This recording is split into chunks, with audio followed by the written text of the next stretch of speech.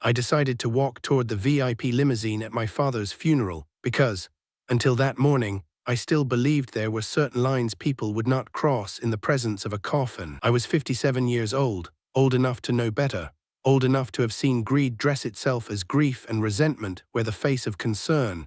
Yet there was a childish part of me that still thought death created a temporary border around the living. My father, Harold Covington, had been lying in polished oak beneath a grey October sky, rain tapping softly against the canopy over the graveside chairs, and I had spent the previous 3 days accepting condolences from people who had not called him in years. I had shaken hands until my fingers felt like they belonged to someone else. I had nodded at stories about his generosity from men who had once dismissed him as a stubborn old accountant. I had watched my wife Isabella move among the mourners in a fitted black dress, her hand resting lightly on arms, her voice lowered to that soft public register she used when she wanted strangers to admire her composure. And because grief exhausts the part of a man that asks questions, I told myself her elegance was strength, not performance. I told myself her distance was respect for my sorrow, not impatience with it. I told myself the strange brightness in her eyes was unshed tears, not anticipation. I had been telling myself things like that for years. The limousine sat near the cemetery gate,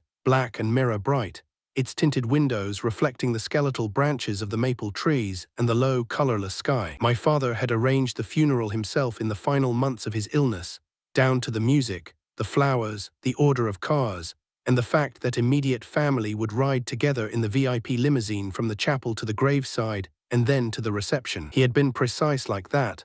A man who believed confusion was usually the result of someone failing to prepare. I remember touching the folded program in my coat pocket as I approached, its heavy cream paper damp at the edges from the mist, and thinking that I would have to endure one more formal movement through the day before I could go home, loosen my tie, sit alone in the den, and finally let myself understand that my father was gone. I did not expect dignity. I only expected order. That was all I had left to hold on to. The driver stepped in front of me before I reached the door. He was young, maybe 30, with polished shoes, white gloves, and the carefully neutral face of someone trained to manage rich people's grief without absorbing any of it. His hand rose gently, palm outward, not aggressive but firm enough to stop me. "Excuse me, sir," he said. "This vehicle is reserved for immediate family only." For a moment, I thought he had mistaken me for one of the distant cousins from my mother's side, men who appeared at funerals with old stories and vague claims of connection. I blinked rain from my lashes and said, "I am immediate family. I'm Richard Covington." Harold Covington was my father. The driver's eyes moved over my face, my coat, my shoes, the cheap umbrella hooked over my arm because Isabella had taken the larger one that morning without asking. Something changed in his expression. It was not sympathy. It was recognition of a joke he had already been told. His mouth curved slightly. "Sir," he said, and the amusement underneath that single word landed harder than an insult. "The air is already inside." I did not understand him. People speak nonsense at funerals sometimes, because everyone is tired and half-drowned in rituals. I stared at him, waiting for correction. He gave a small, theatrical glance toward the limousine, as if revealing a prize on a game show. "There he is," he added, lowering his voice as though sharing gossip with a stranger at a bar. "Celebrating with the widow." The word widow struck oddly because Isabella was not the widow. My mother had been dead 14 years. My father had never remarried. Then the faint sound came through the sealed door, not clear but unmistakable. Laughter, glass against glass, a bottle cork's muffled pop, champagne at my father's funeral. The world did not collapse at once. It narrowed first. The rain on my collars, the smell of wet earth, the driver's white glove, the dark glass, my own reflection, pale and hollow, staring back at me from the window. I leaned closer, not because I wanted to see, but because some stunned instinct demanded evidence before pain could enter fully. Through the tint, the interior of the limousine revealed itself in layers. A silver head turned. Helen, Isabella's mother, perfect even in mourning, lifting a crystal flute. Beside her, James, Isabella's younger brother, leaning back with the loose satisfaction of a man who had already spent money he had not received. Then Isabella, my wife of 27 years, nestled against the shoulder of a man I knew immediately, and yet could not at first place in that context, because the mind resists obscene arrangements. Marcus Webb, her tennis instructor, her friend, the man whose name had appeared too often on her phone, always explained away. The man who had given her private lessons every Tuesday and Thursday for 6 years, though now I understood that tennis must have stopped being the main activity long before I began suspecting it. His hand was on her knee, not hovering, not accidental, resting there with the easy ownership of a man who had nothing to hide from the people inside the car, because everyone inside already knew. The driver leaned closer, and his whisper carried the stale sweetness of someone enjoying power borrowed from another man's humiliation. "That gentleman in there told us he inherited everything," said the old man. Finally came to his senses about who really deserved the family fortune. He almost laughed then, but controlled it at the edge, perhaps remembering the uniform. "You are welcome to wait outside, of course. I'm sure they let you ride in one of the regular cars."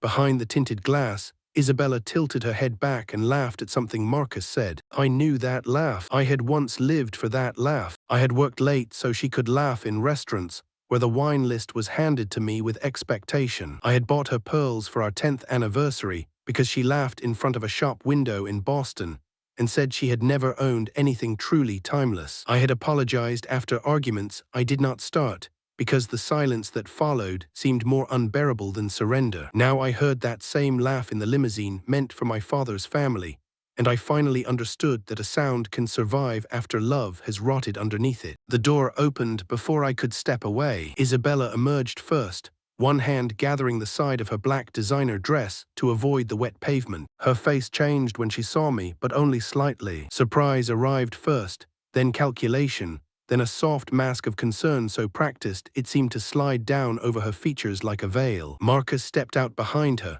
his palm finding the small of her back with no hesitation, no embarrassment, no sudden awareness that I was standing there. Helen appeared next, silver hair immaculate, blue eyes sharp with annoyance, and James leaned out last, adjusting the cuff of his expensive suit as if the true offense was that I had interrupted their celebration by existing in the wrong place. "Richard," Isabella said, and even my name sounded like something she had to manage. "What are you doing out here? Shouldn't you be in one of the family cars?" "Family cars," I repeated. My voice was quiet enough that I almost did not recognize it. Helen sighed, the delicate, punishing sigh she had used for decades, whenever I failed to meet some standard she had never explained. "Really, Richard, this is hardly the time to make a scene. Your father deserves dignity at his funeral." James nodded toward the row of modest sedans waiting behind the chapel. "The cars for extended family are over there." Extended family. At my own father's funeral. I could have shouted then. I could have pointed at Marcus. I could have demanded to know why champagne was being opened while my father's grave had not yet been closed. I could have grabbed the driver by his spotless lapels and told him the heir was not in that car, that the heir was standing in the rain with grief in his throat and 27 years of marriage breaking under his feet. Instead, I looked at Isabella and saw, beneath the concern, anticipation. She wanted an eruption. She wanted witnesses. She wanted me loud, unstable, humiliated, controllable. She had positioned the room and the family and the stranger at the car door so that anything I did would become part of a story she was ready to tell. A strange calm entered me then, not peace, not strength exactly, but the cold pause that comes when a man realizes he is standing inside someone else's trap and still has not moved. "You're right," I said. "This is about dignity." Isabella's eyes narrowed the smallest amount. Marcus's hand tightened at her back. Helen looked disappointed, as if my restraint had deprived her of a pleasure. I turned away toward the sedans, and as I reached into my coat pocket for my phone, my fingers touched something thick and unfamiliar. An envelope, heavy cream stock, tucked deep where I had not placed it. I did not pull it out there. I kept walking while rain slid down the back of my neck, and behind me Marcus murmured something that made them laugh again. This time the laughter did not pierce me. It passed over the surface of something newly frozen. The sedan smelled of damp wool and old leather. Two distant cousins sat in the back with me, both speaking in low voices about my father's long life, his discipline, the peacefulness of his passing, the usual phrases people use when they do not know what else to offer. I nodded when silence required it, but my hand stayed inside my pocket around the envelope. The weight of it became more real than the funeral, more real than the prayers, more real than the sight of my father's coffin lowered beneath a canopy, while Isabella stood 3 rows ahead with Marcus behind her like a bodyguard. I watched her dab at her eyes with a black handkerchief and wondered whether the tears were for the old man she thought had enriched her, or for the performance of sorrow itself. My father's face, as I had last seen it in the hospice bed, came back to me then, thin, yellowed by illness, but still alert in the eyes. He had asked me to lean closer 2 days before he died. "Watch carefully after I'm gone," he had whispered. I thought he meant the house, the paperwork, the funeral arrangements. I had nodded like a child, reassuring a parent. He had gripped my wrist with surprising strength. "No, Richard. Watch people." Then his breath had turned shallow, and I had spent the next 48 hours believing those words were only the bitterness of a dying man who had never fully trusted my wife. I opened the envelope at home, hours later, after the reception had ended, and Isabella's family had migrated into my living room as if grief were a business meeting requiring drinks. I escaped to my father's old study, the one room Isabella had always disliked, because it smelled of pipe tobacco, even though he had quit smoking 20 years earlier. The envelope bore my name in his handwriting, Richard. No ornament, no flourish, the letters slightly more uneven than they had been before the illness, but unmistakably his. Inside was a key taped to a folded piece of paper, with an address I did not recognize. Beneath it, a note: "If you are reading this, then they have already started lying. The safety deposit box will tell you everything. Trust no one else. Dad." I sat down because my knees had become unreliable. "They have already started lying." The sentence did not ask whether they would. It assumed timing. My father had expected the scene in some form. Not the limousine perhaps, not Marcus with champagne, not the exact cruelty of the driver's smile, but the move. He had known they would move quickly after his death. He had known there would be lies ready before the soil settled. The bank was on the east side of town, an old private institution with brass fixtures and marble floors polished to a dull glow. The clerk who helped me was elderly and unsurprised. "Mr. Covington," he said, not asking which one, and led me to a private room where the safety deposit box waited. Inside were folders, photographs, bank statements, recordings on small drives, and a letter in my father's hand thick enough to require several pages. I opened the letter first, because I was still foolish enough to want my father to explain the pain before showing me its anatomy. "Richard," it began, "by the time you read this, I will be gone, and Isabella will have made her first visible mistake. I am sorry I did not speak sooner. I know you may hate me for that before you understand why. I have known about her affair with Marcus Webb for 3 years. I have known about her family's involvement for almost as long. But the affair is not the danger. The affair is only the easiest betrayal to understand. The real plan is legal, medical, and financial. They are not trying only to leave you. They are trying to erase your authority over your own life." I read the paragraph 3 times. Each time the room seemed to become smaller. The folders made sense one by one, and every sense they made injured me differently. Private investigator reports documenting Isabella and Marcus entering hotels, restaurants, rental properties, attorney offices. Photographs of Helen meeting with a psychiatrist whose name I recognized from the stress consultation Isabella had urged me to attend after she spent 3 months telling me I seemed anxious and unpredictable. Copies of emails between James and a lawyer discussing conservatorship threshold. Bank statements showing small withdrawals from our joint account, never large enough to alarm me, adding up to $15,000 over 2 years. Credit card accounts opened in my name, balances near $30,000, charges for lingerie, jewelry, hotel stays, luxury dinners.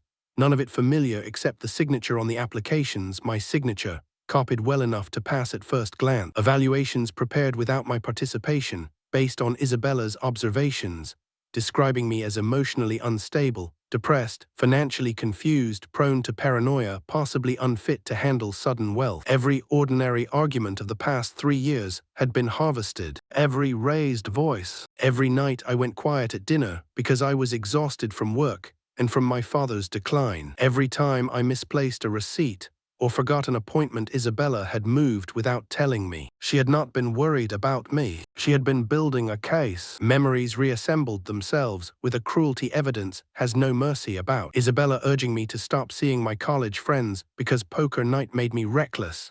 Isabella insisting I let her manage the bills because numbers seemed to overwhelm me lately. Isabella recording a conversation after provoking me for 40 minutes about my father's care expenses, then crying softly into the phone later while telling Helen, "He scared me tonight." Helen at Sunday dinner asking, with false gentleness, whether I was taking anything for anxiety. James joking in front of neighbors that I had become a little fragile under pressure. Marcus telling me one afternoon at the club, hand on my shoulder like a friend, that men our age sometimes struggled when their fathers were dying, and there was no shame in asking for help. I had thought their concern insulting. I had not understood it was architecture. The last folder contained copies of 2 wills, one named Isabella as the primary manager and beneficiary of nearly everything, with a paragraph stating my father had lost confidence in my ability to manage significant assets. The other, notarized 3 months earlier and filed properly with Margaret Chen, my father's attorney, named me sole beneficiary of his entire estate. Attached was a note in my father's hand. The first will is a decoy. If they present it, they convict themselves. My phone rang while I was still staring at that line. The caller ID showed a number I did not know. A woman's voice, crisp and controlled, said, "Mr. Covington, this is Margaret Chen. I was your father's attorney. I believe we need to meet immediately."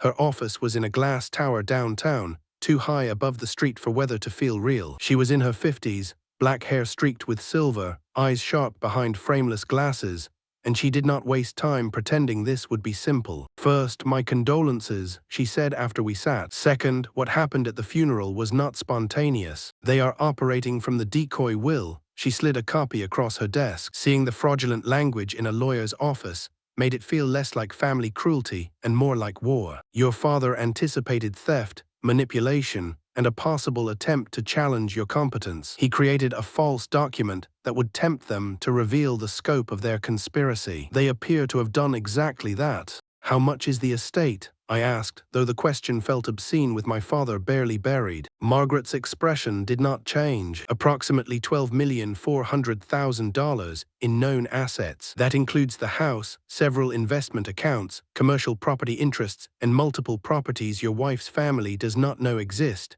$12,400,000. My father had driven a 10-year-old sedan, clipped coupons, argued with me over restaurant prices, and hidden a fortune behind modest habits. For a moment grief cut through the anger. How much of him had I not known, because I had been too busy surviving my marriage to ask better questions. "There is more," Margaret said, opening another folder. "Your father believed Isabella and her family intended to pursue a conservatorship once they believed she controlled the estate. Their strategy depended on portraying you as emotionally unstable after your father's death. They needed you distressed, reactive, publicly compromised. The scene at the limousine may have been designed to provoke you."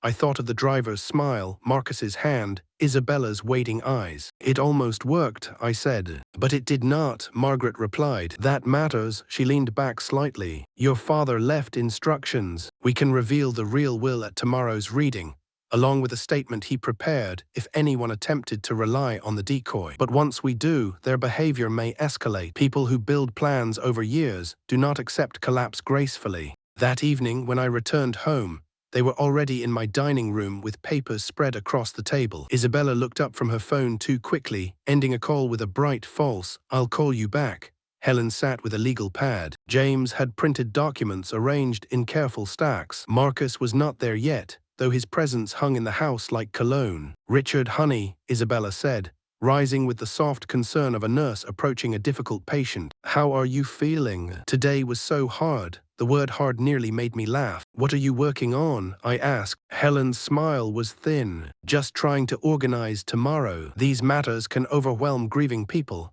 James cleared his throat. "There are steps we can take immediately to protect the asset. Power of attorney, medical directives, tax planning."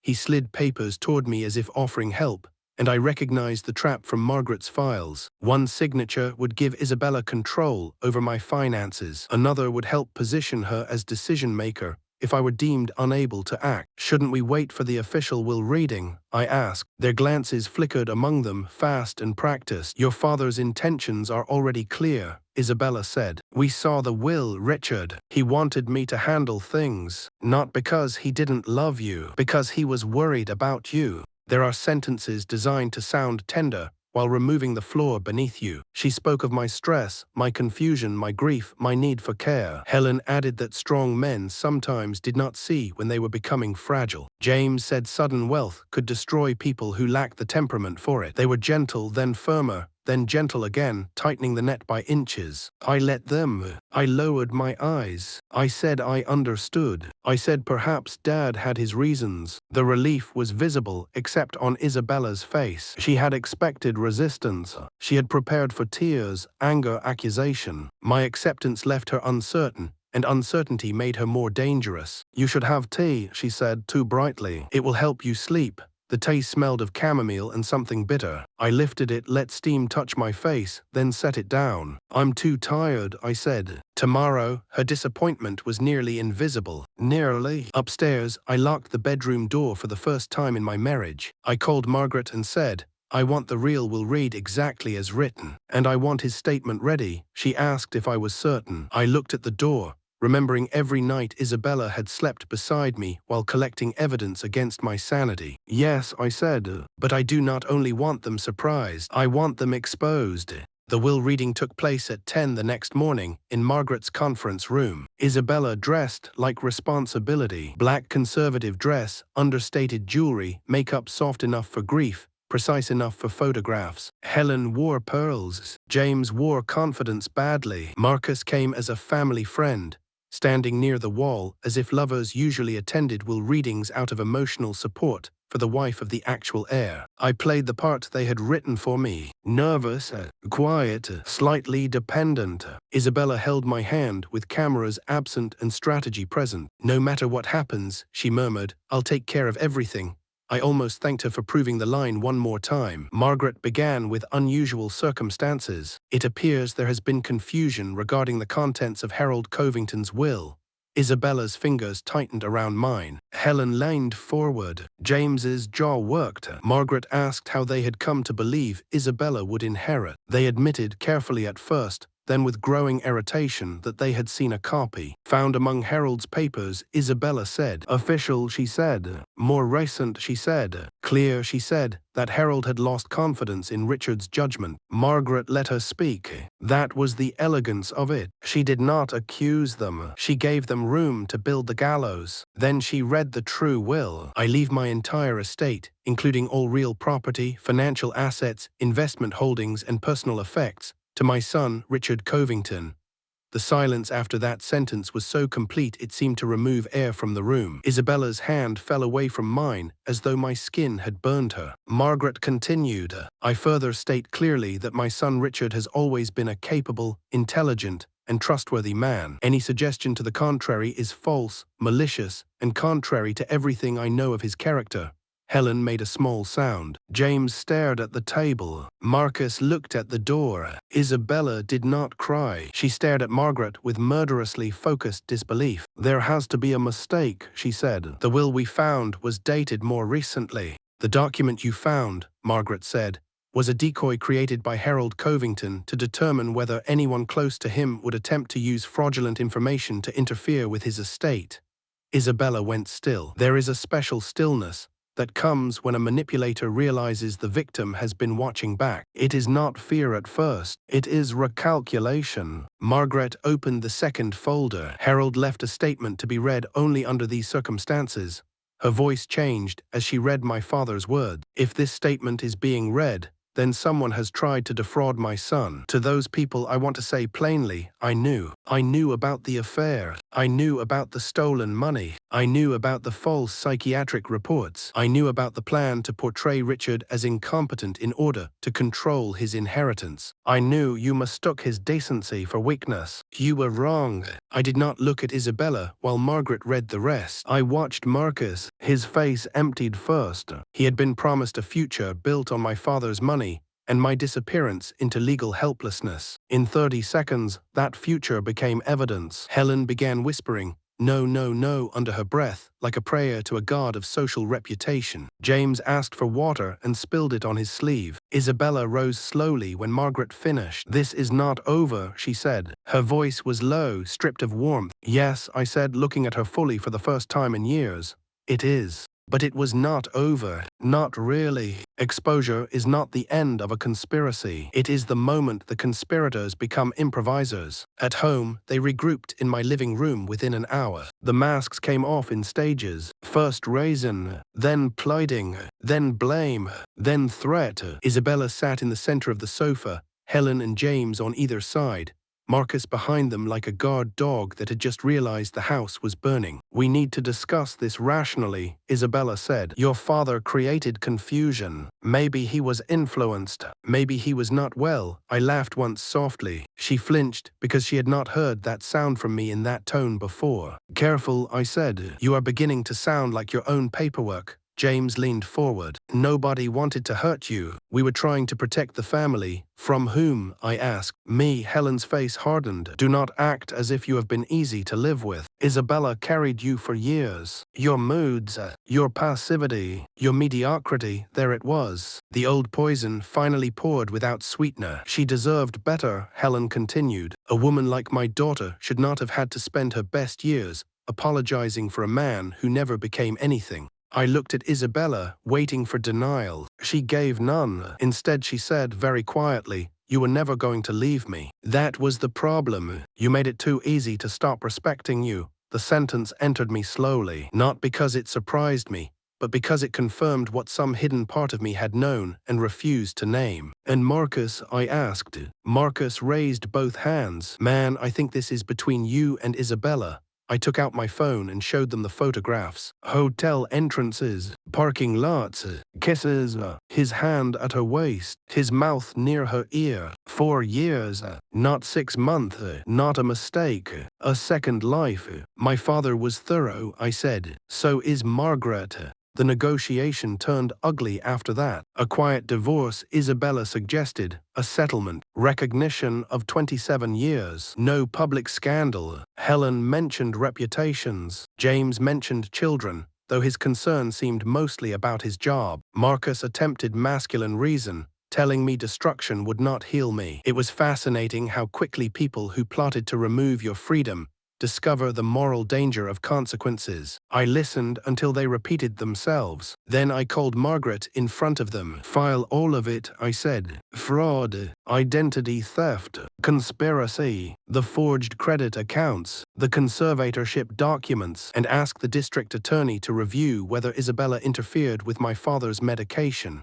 Isabella lunged for the phone. I stepped back, and for the first time in our marriage, she failed to reach what she wanted from me. "You cannot do this," she said. Not shouted. Worse, said with disbelief, as if I were violating the natural order. "I can," I replied. "That is what you never understood." Helen began crying. James cursed. Marcus moved toward the door. Isabella tried one final voice, the one from our early marriage, soft and wounded. "Some part of you still loves me. Otherwise you would not be this angry." I thought about that. I thought about the young woman in a blue dress at a charity auction 29 years earlier, the one who laughed at my awkward joke and made me feel chosen. I thought about our wedding, our first apartment, the miscarriage she never wanted to discuss, the holidays with my father, the years when I mistook her boredom for elegance. Then I looked at the woman in front of me, who had taken those memories and used them as insulation around a crime. "No," I said. "I am not angry because I love you. I am angry because I believed you."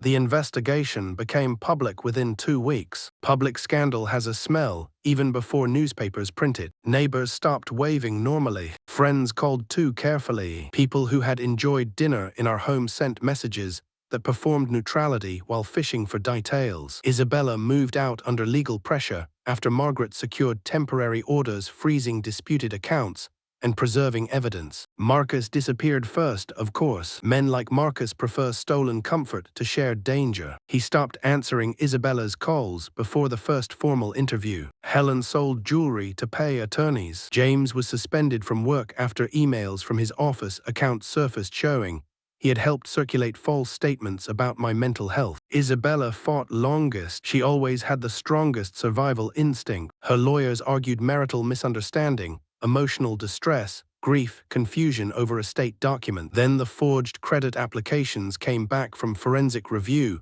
The psychiatrist admitted he had never personally evaluated me, and a pharmacy record suggested sedatives had been added to tea more often than anyone could explain away. Her defense narrowed. Her voice changed again. I saw her once in a courthouse hallway 3 months after the funeral. She was thinner, less polished, hair pulled back too severely, eyes still sharp. She stood with her lawyer near a vending machine, and for a moment no one else was close enough to hear us. "Richard," she said. My name had no softness left in it. "Are you satisfied?" I looked at her. I had imagined many answers. Yes, no, not yet. I wanted to ask whether she had ever loved me. I wanted to ask which year the performance became unbearable. I wanted to ask if Marcus had been worth it. Instead I said, "You still think this is about my feelings?" Her face tightened. "What else would it be about?" "The record," I said. "My father gave me the truth. I am making sure it survives you." For the first time she looked almost afraid of me. Not because I was cruel, because I had become unavailable to manipulation. She turned away first. She pled guilty 6 months later to fraud and identity theft in exchange for a reduced sentence. 18 months in minimum security, restitution, probation, and the permanent destruction of the life she had curated with such care. The conservatorship conspiracy was harder to prosecute fully because intent is a slippery animal when expensive lawyers chase it, but the evidence became part of the record. That mattered more than I expected. Not victory. Record. Proof that I had not imagined the slow erosion of myself. Proof that my father had seen. Proof that my silence had not been consent, only paralysis. I moved to my father's country house after the plea. It sat beside a lake 3 hours from the city, rustic but solid, with a wraparound porch, a stone fireplace, and floorboards that complained honestly underfoot. He had bought it quietly 20 years earlier and never told me because, as I learned from his journals, he had wanted one place in the world untouched by Isabella's judgment. The journals were harder to read than the legal files. In them he recorded suspicions, regrets, moments when he almost told me, and reasons he stopped himself. "The hardest thing about being a parent," he wrote, "is knowing the difference between protecting your child and preventing him from becoming strong enough to protect himself." I hated him for that sentence for several days. Then I understood it. Then I hated him again for being right. At first the house did not heal me. It exposed me. Without Isabella's moods to monitor, without Helen's contempt to anticipate, without James's insults, without the constant low-grade labor of being acceptable to people who had already rejected me, I did not become peaceful. I became empty. I woke too early. I made coffee badly. I stood in rooms and forgot why I had entered them, because for decades my purpose had been response. Fix this, soften that, apologize, earn warmth, avoid conflict, absorb insult, keep the peace. Alone, I had to learn what I wanted without using another person's disapproval as a map. Some days I did nothing but read my father's journals and walk the property line. Some days I wrote pages of observations about the lake, because describing water felt easier than describing betrayal. Some nights I dreamed of the limousine and woke with my hands clenched, still hearing champagne at a funeral. Isabella called after her sentencing from a number I had not blocked. I answered because curiosity remains even after love dies. Her voice was smaller, stripped of the old polish. "I know I have no right to call." I said nothing. "Marcus never visited," she said, and I almost pitied her for needing to tell me that, as if his cowardice were a revelation rather than the foundation of their entire relationship. I threw away 27 years for a man who disappeared the moment consequences arrived. I watched the lake through the window. The surface was dark, wind moving across it in small, restless patterns. "You threw away 27 years before him," I said. Silence. Then she cried or performed crying, or perhaps by then there was no difference left even to her. "I was the failure," she whispered. "Not you." Once that sentence would have saved me. I would have carried it like water through a desert. Now it arrived, after I had learned to stop thirsting for her recognition. "I hope you become someone who can live with the truth," I said. "But I will not help you do it." I ended the call before she could turn remorse into a rope. People expect betrayal stories to end with replacement warmth, as if life owes balance after cruelty. A new love, a restored family, a table full of friends, the clean emotional symmetry of justice served and happiness recovered. That is not what happened. A librarian named Sarah did bring soup once, and we shared dinner, and she was kind without trying to own the room. We spoke of books and weather and my father's collection of maps. For a few hours, Possibility sat at the table like a shy guest. But when she left and later sent a message inviting me to a book club, I typed a pleasant yes, then deleted it, then typed another, then set the phone down. I wanted to be ready. I was not. Kindness frightened me more than contempt, because contempt had become predictable. Kindness asked me to believe without proof, and I no longer knew how to do that quickly. I went to the book club months later, not as a reborn man stepping into joy, but as a cautious one learning that every room is not a trap. Sarah remained kind. We became friends slowly, with the careful distance of people who have both buried versions of themselves. Nothing in that friendship repaired my marriage. Nothing should have. The final shape of my life did not become bright. It became honest. I kept the country house. I sold the city home, because every wall there had listened to me being diminished. I managed the inheritance with Margaret's help, not because I doubted myself, but because competence includes knowing when to use experts. I paid every fraudulent debt only after documenting it, then pursued restitution because record mattered. I established a small fund in my father's name for adults fighting coercive conservatorship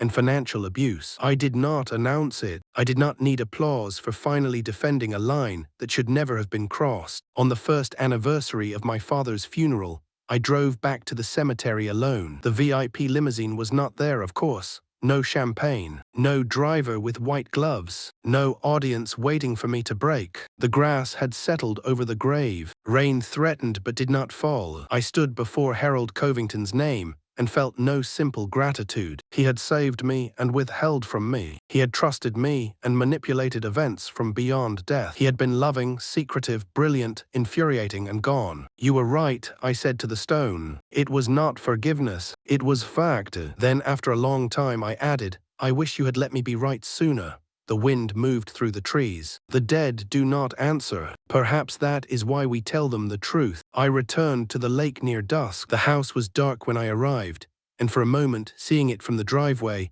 I felt the old panic of entering a place where someone might be waiting with a smile sharpened into a weapon. But no one was inside. No papers spread across the table. No tea cooling in a cup. No wife rehearsing concern. No lover wearing confidence in my doorway. Only the smell of wood, dust, and my own life. I turned on one lamp, then another. The rooms filled slowly with ordinary light. I stood in the hallway mirror and saw a man older than he had been a year before, thinner in the face, steadier in the eyes, not healed, not triumphant, not made whole by money or punishment, permanently changed. That was the truth. Betrayal had not destroyed me, but it had removed the version of me capable of easy trust. My father's inheritance had not restored what Isabella took. It had given me the means to live without begging for its return. That night I sat on the porch until the cold made my hands ache. Across the lake, a single light burned in a cabin I did not know. Somewhere in the trees, an owl called once and then stopped. I thought about the limousine, the driver saying the heir was already inside. In a way, he had been right, just not in the way he meant. The man who inherited my father's true legacy was not the one standing humiliated in the rain. That man had been trained by years of contempt to step aside. The heir emerged later, in a bank vault, in a lawyer's office, in a living room full of enemies, in the cold understanding that dignity sometimes begins when you stop explaining yourself to people committed to misunderstanding you. I inherited money, yes, property, security, but the real inheritance was harder and lonelier. It was the obligation to live, as if my own judgment mattered. I would like to say the future opened warmly after that, but warmth is not always the reward for survival. Some mornings I woke peaceful. Some mornings I woke furious. Some evenings Sarah and I talked after book club, and I enjoyed the sound of another person's thoughts without needing them to save me. Some nights I ignored every call and let the house remain silent. I learned to cook 3 meals well and several badly. I wrote about my father until the pages stopped sounding like accusation. I wrote about Isabella only once, a single sentence I never showed anyone. She did not steal my life, but she taught me how much of it I had already surrendered. Then I closed the notebook. The lake froze at the edges that winter. Thin ice first, fragile and deceptive, then thicker sheets that held leaves suspended beneath the surface like memories trapped where they fell. I walked along the shore in a heavy coat, breath visible, boots pressing into hard ground, and understood that nothing had resolved into comfort. The people who betrayed me were diminished, punished, scattered, but punishment did not return the years. My father's plan had worked, but success did not make the funeral less cruel. Freedom had arrived, but it came without the man I had been before I needed it. That is the part people leave out when they tell stories of revenge. Justice may close the case, but it does not give you back the self that existed before the crime. Still, I kept walking, past the dock, past the bare trees, past the place where my father had once planned to fish in retirement, and never did. The house waited behind me, quiet, imperfect mine. Not a kingdom, not compensation, not proof that everything happens for a reason. Just shelter, just a place where no one was allowed to call me weak,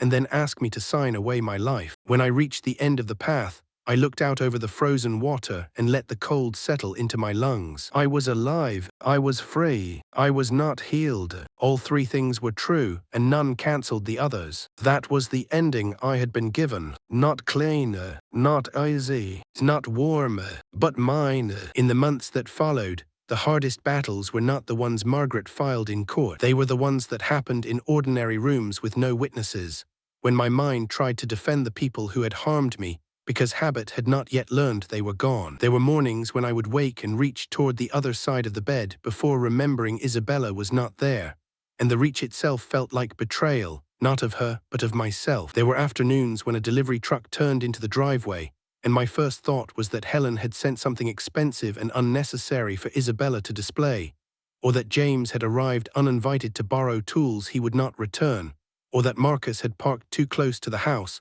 with the lazy arrogance of a man who believed property lines were for other people. Then the truck would leave a package and go, and the house would return to silence, and I would stand by the window feeling foolish, because a man can leave a battlefield and still duck at echoes. That was the private humiliation no one prepared me for. Public betrayal gives you anger. Private aftermath gives you reflexes with nowhere to go. The investigators called often during the first winter. They wanted timelines, dates, clarifications, small details that seemed harmless until spoken aloud. Did Isabella begin preparing your tea regularly before or after your father entered hospice? Did she ever prevent you from attending meetings with his doctors? Did Helen ever encourage you to rest instead of visiting him? Did James ever ask you about account passwords? Did Marcus ever have access to your home office? Every question was a hook dragged through memory. I learned that memory does not sit neatly on shelves. It stains. One answer led to another. I remembered Isabella insisting she should accompany me to my father's cardiology appointment,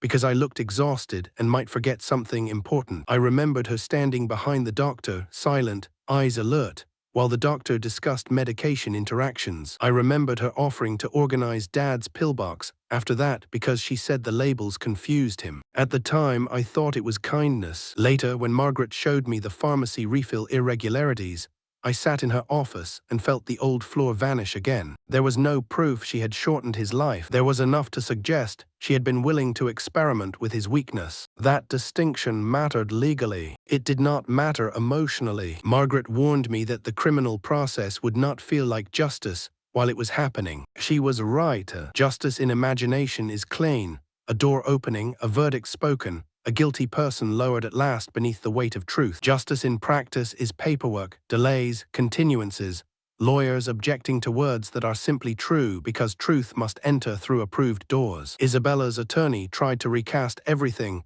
as a marital dispute worsened by grief. He said the credit cards were misunderstandings. He said the psychiatric notes were concern, not conspiracy. He said the decoy will had confused everyone. He suggested my father, frail and nearing death, might have been paranoid. That was when I nearly lost control in court. Not when they spoke of me as unstable, not when they questioned my judgment, not even when they minimized the affair, but when a man who had never met my father tried to reduce Harold Covington's last act of protection to senile suspicion. Margaret touched my sleeve under the table, one finger, barely pressure, and I understood she had seen the anger rise before I did. I breathed through it. Isabella watched from across the aisle. For a moment, I thought I saw disappointment. She had wanted me to prove her old documents right. There was one hearing in particular that stayed with me. It was not dramatic by public standards. No shouting, no confession, no collapse. Just a procedural matter about whether certain private investigator materials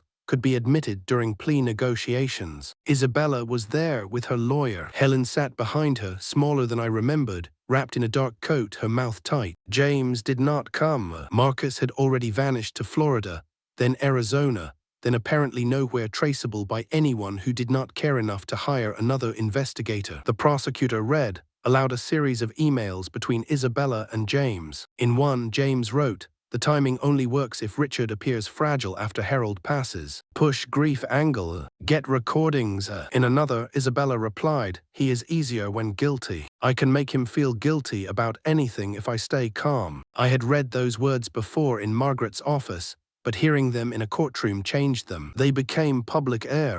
The judge looked up once, expression unreadable. Isabella looked down. Helen closed her eyes. I felt nothing for several seconds. Then shame came, sudden and hard, not because I had done anything wrong, but because being described accurately by someone who used your weaknesses against you can feel like exposure. She had known I apologized too easily. She had known guilt was the handle by which she could move me. She had not only stopped loving me, she had studied me. After that hearing, I went to the courthouse restroom and stood at the sink with the water running too long. An older man beside me washed his hands, glanced at my reflection and said, "Bad day." I almost laughed. "Yes," I said.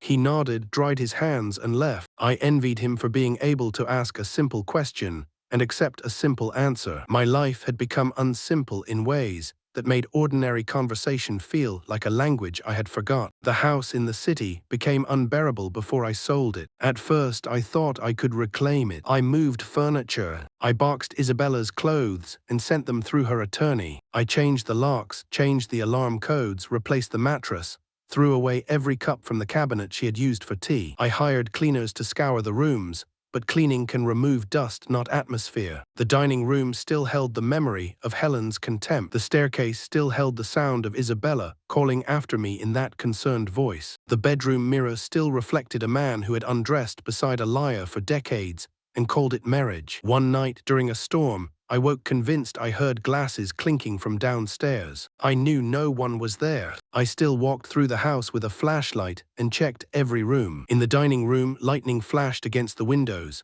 and for half a second I saw the table covered with documents again, their papers, their plans, their quiet certainty that I would sign my own disappearance if Isabella placed her hand over mine. The next morning, I called a realtor. Selling the house felt less like disposing of property than admitting defeat to a ghost. The realtor, a brisk woman named Elaine, walked through with a tablet, commenting on natural light, built-ins, neighborhood demand, market timing. She did not know that the breakfast nook was where Isabella first suggested I was becoming forgetful. She did not know the den was where I found one of Marcus's tennis wristbands wedged behind the sofa, and believed Isabella's explanation that it had come from the club Lost and Found. She did not know the guest room was where Helen once told me a woman of Isabella's quality had married beneath herself, and that I should compensate by being generous. To Elaine, it was square footage. To me, it was evidence. "You have kept it in excellent condition," she said. I said it kept secrets well. She looked up, unsure whether to smile. I did not clarify. My father's country house was not clean of ghosts either, but they were different ghosts. Harold had left lists everywhere. Maintenance schedules,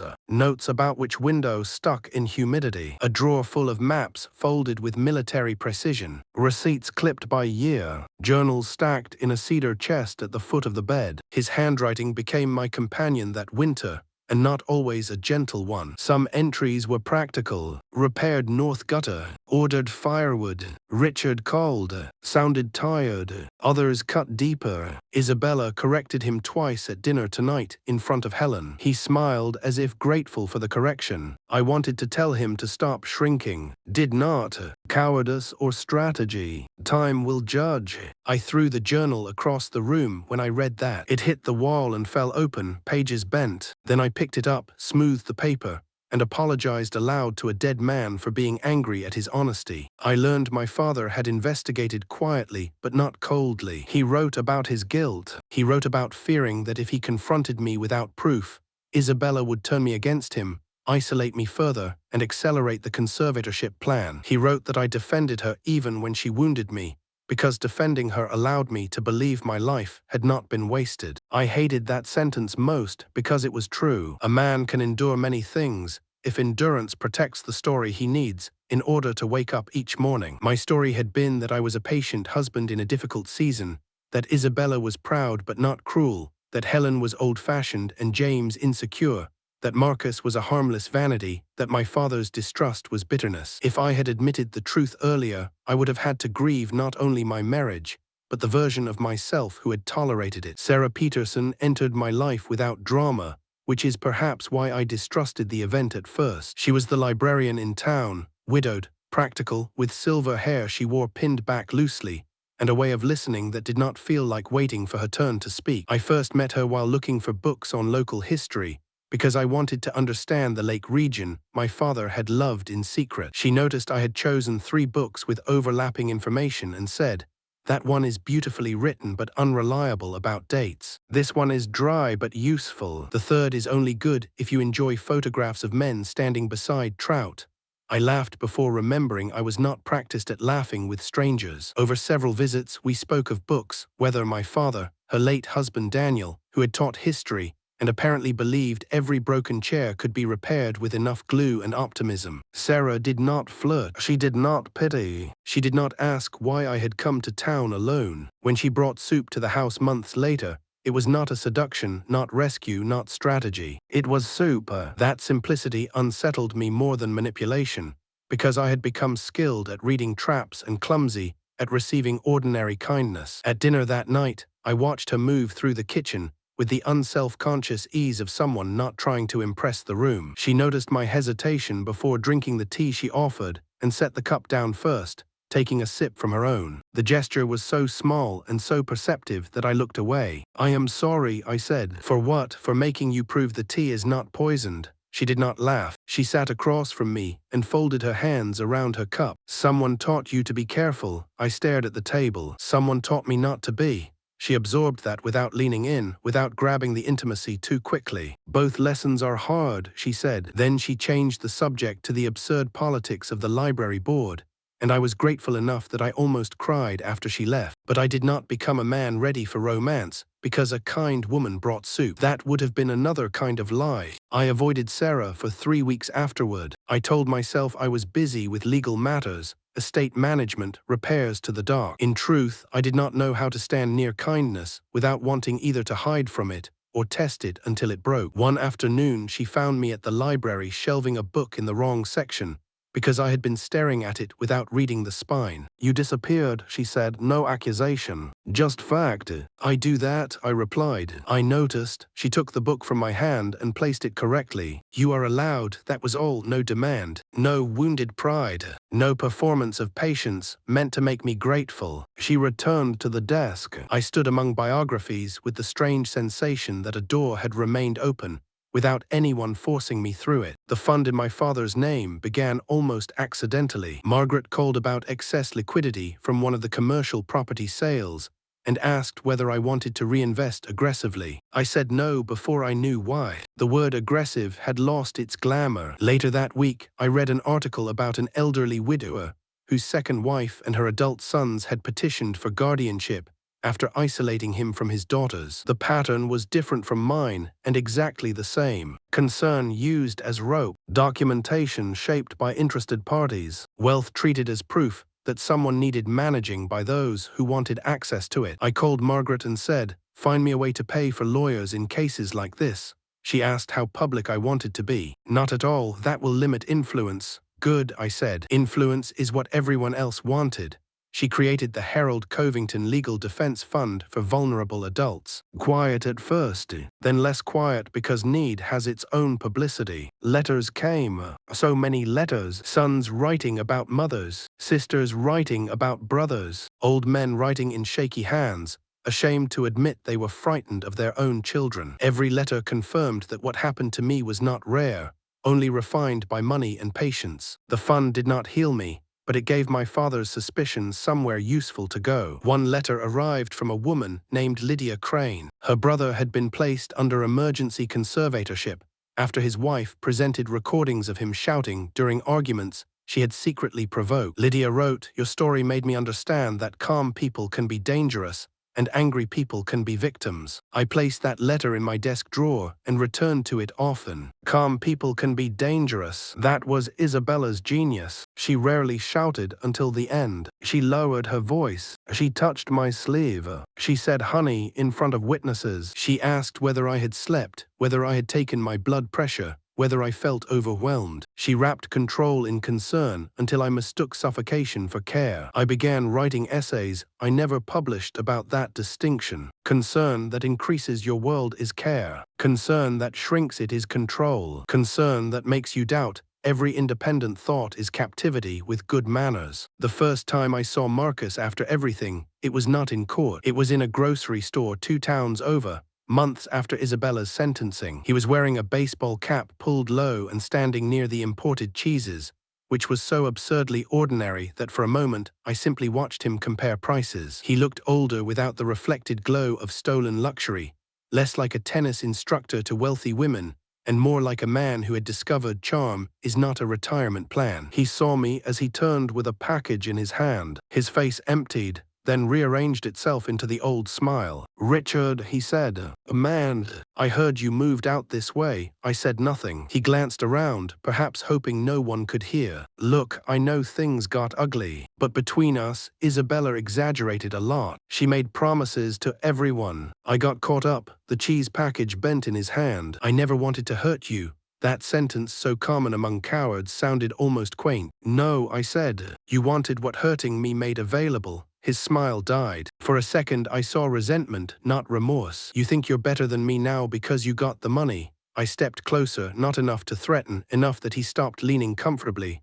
"No, Marcus, I think I am better than you because when I was humiliated, I did not build my future on another man's weakness."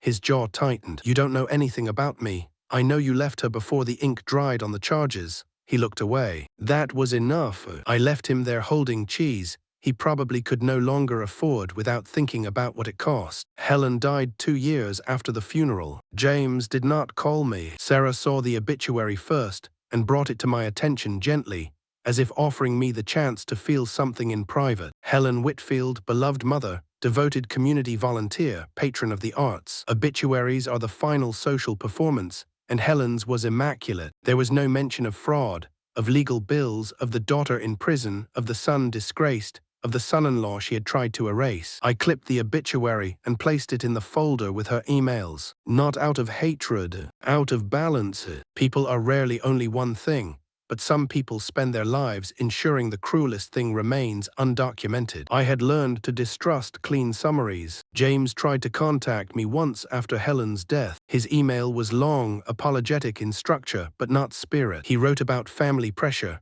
about misunderstanding Isabella's intentions, about being influenced by his mother, about hoping we could all move forward now that so much time had passed. Near the end, he mentioned legal expenses and the difficulty of finding comparable employment after reputational damage. There it was, the ask dressed as reconciliation. I forwarded it to Margaret without answering. She replied, "No response is best." Then, after a minute, another message appeared. "Your father would have enjoyed that." I smiled despite myself. The book club became part of my life slowly. At first I attended like a man casing a room for exits. I sat near the door. I spoke only when asked. The others were mostly retirees, teachers, a retired nurse named June who had no patience for symbolic interpretations she considered lazy, and a former mechanic named Paul who read Russian novels with alarming enthusiasm. They did not care about the scandal once they knew me as the man who brought dry cookies and argued politely about unreliable narrators. That ordinariness became a discipline. I practiced being present without proving value. I practiced disagreeing without fear someone would turn it into evidence of instability. I practiced letting people be mildly annoying without assigning them strategic intent. Hailing, if the word can be used, was not a sunrise moment. It was repetition. A cup of coffee accepted, a door left unlocked during daylight, a conversation that ended without injury, a text answered because I wanted to answer,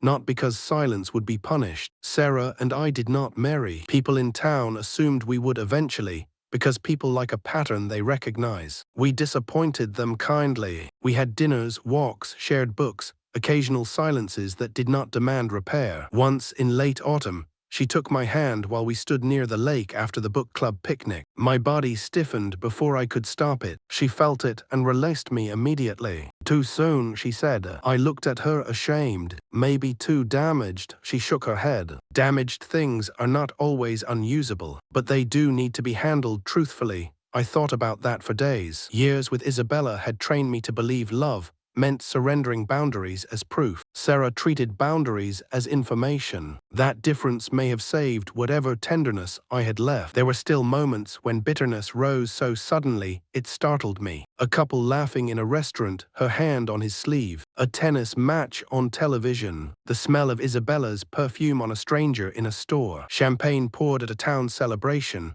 Bubbles lifting in a flute. And my mind returning to the limousine. I learned not to fight those moments dramatically. I let them pass through. Sometimes I left the room. Sometimes I stayed. Sometimes I wrote down exactly what I remembered until the memory lost its teeth for that day. Trauma is not a ghost you banish once. It is a tenant you evict repeatedly until it stops renewing the lease. On the 3rd anniversary of my father's death, Margaret visited the country house for the first time. She brought wine and a stack of documents for the fund, because even personal visits with Margaret arrived properly tabbed. We sat on the porch while evening gathered over the lake. "You have changed," she said. "I hope so, not in the way people mean when they say it to flatter." I looked at her. "Then how?" She considered. "You used to speak as if defending the right to occupy your own life. Now you speak as if ownership is assumed." I let that sit. "That sounds expensive," she smiled. It was. We drank in silence for a while. Then she said, "Your father asked me once whether I thought you would forgive him." I turned toward her. She kept looking at the lake. "I told him forgiveness was not the right goal. I told him he should aim for giving you enough truth that you could decide what to do with the rest." My throat tightened. "And what did he say?" "He said you always took too long to decide what you deserved." I laughed, but it hurt. "He was not wrong." "No," Margaret said. "He rarely was." It made him very irritating.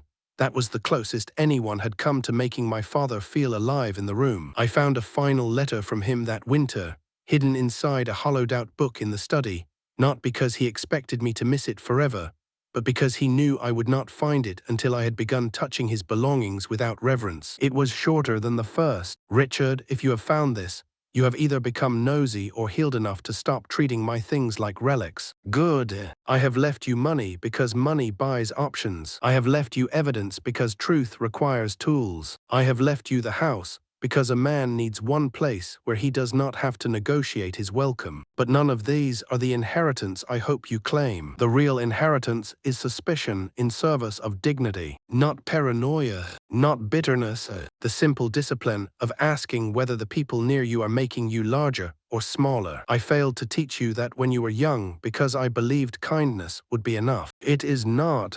Kindness without self-respect attracts appetite. Be kind anyway, but do not be edibles." I put the letter down and sat very still. "Be kind anyway, but do not be edibles." It was the most Harold Covington sentence ever written. I framed it eventually, though not where visitors could see it. It hangs inside my closet door, a private commandment. Years later, when Isabella was released, she did not contact me. I learned it through a routine legal notice related to restitution. She moved to another state, took back her maiden name, and found work in an administrative office. A mutual acquaintance, not knowing how little I wanted updates, said she looked older and kept mostly to herself. I felt a faint tightening in my chest, then nothing that required action. I had spent years imagining what I would do if she came to the house, if she stood on the porch with apologies, accusations, illness, need. I had prepared speeches, refusals, silences. None were needed. Life is often colder than drama. People who once consumed your entire emotional climate can become a line in a notice, then less. I visited the city one last time to close the sale of the final commercial property from my father's estate. On the way back, I asked the driver to pass the old cemetery. It was spring, sunlight filtered through new leaves, no rain, no limousine. The road near the gate looked smaller than I remembered. Places of humiliation shrink when the audience is gone. I stood where the driver had blocked me years earlier, and tried to summon the man I had been. I could see him too clearly. Wet coat, tired eyes, hand in pocket, not weak exactly, but trained to step aside from his own life. I wanted to comfort him and shake him. I wanted to tell him the heir is not inside. The heir is what survives this. Instead, I stood there until a groundskeeper asked if I needed help. No, I said. I was just leaving, and I did. The final coldness of the story is this. I did not get my years back. I did not recover the marriage I thought I had, because it never existed in the form I mourned. I did not receive a satisfying apology from Helen, James, Marcus, or Isabella that could gather the damage into one neat emotional container. My father's strategy saved me, but it also meant he died carrying secrets I had to unpack alone. The money gave me freedom, but freedom did not automatically teach me joy. Sarah's kindness opened a door, but I had to choose each step through it with scarred hands. The fund helped other people, but every case reminded me how easily concern becomes a cage when the wrong person holds the keys. And yet, on certain nights, when the lake is black and the house is quiet, and I can hear the old boards settle around me, I understand that survival does not need to feel triumphant to be real. I no longer ask rooms for permission. I no longer mistake being tolerated for being loved. I no longer drink tea because someone insists it will calm me. I no longer sign what I have not read. I no longer apologize for noticing the knife under the napkin. These are not warm victories. They are cold ones, practical ones, the kind a man can build a life on when warmth has proved unreliable. So the story ends where it began in a way, with a car and a door and someone deciding who belongs inside. Only now when I stand outside any door, I do not wait for a driver, a wife, a mother-in-law, a brother-in-law, a lover, a lawyer, or even a dead father to tell me whether I am family, heir, guest, burden, problem, or man. I decide where I enter. I decide where I stay. I decide when I leave. The limousine drove away years ago with the wrong people laughing inside it, believing they had inherited everything. They had inherited only the decoy. I inherited the truth, and the truth did not make me happy. It made me fray. There is a difference, and I have learned to prefer the colder gift.